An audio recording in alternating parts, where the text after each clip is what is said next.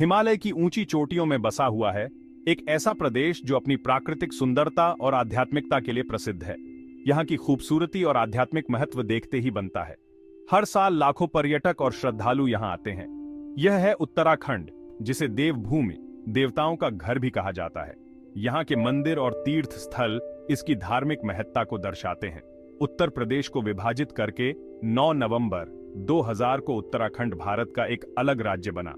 इस दिन को यहाँ के लोग बड़े उत्साह से मनाते हैं। इससे पहले यह उत्तर प्रदेश का ही एक हिस्सा था, जिसे उत्तरांचल के नाम से जाना जाता था।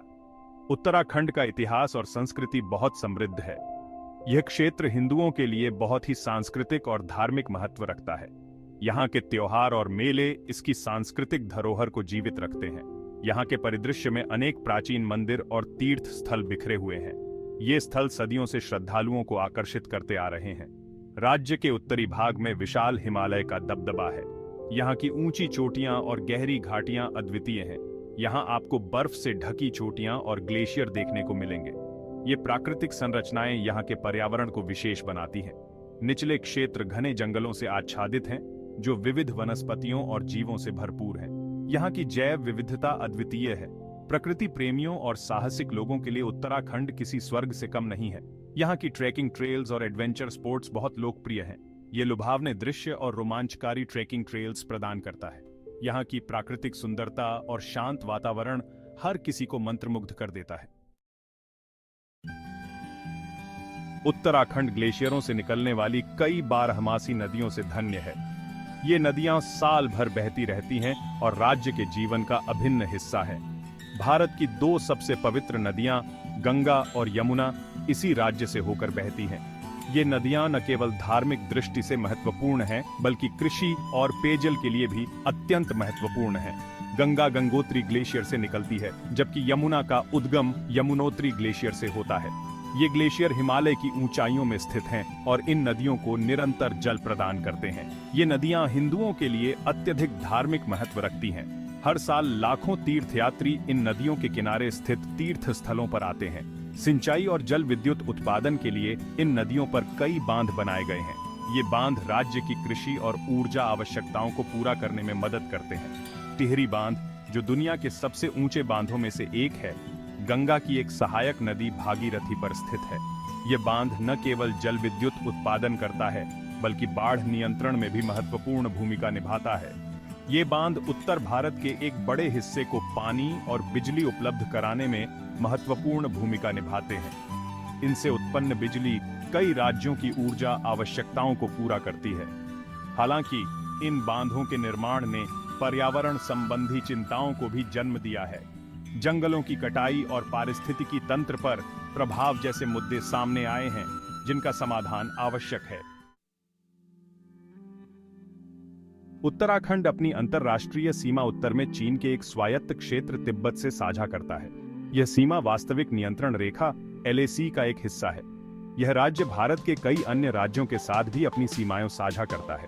पश्चिम में हिमाचल प्रदेश, दक्षिण में उत्तर प्रदेश और पूर्व में नेपाल स्थित है। उत्तराखंड के सीमावर्ती क्षेत्र अपनी प्राकृतिक सुंदरता के लिए जाने जाते हैं। ये भारत की सुरक्षा के लिए रणनीतिक रूप से भी महत्वपूर्ण है।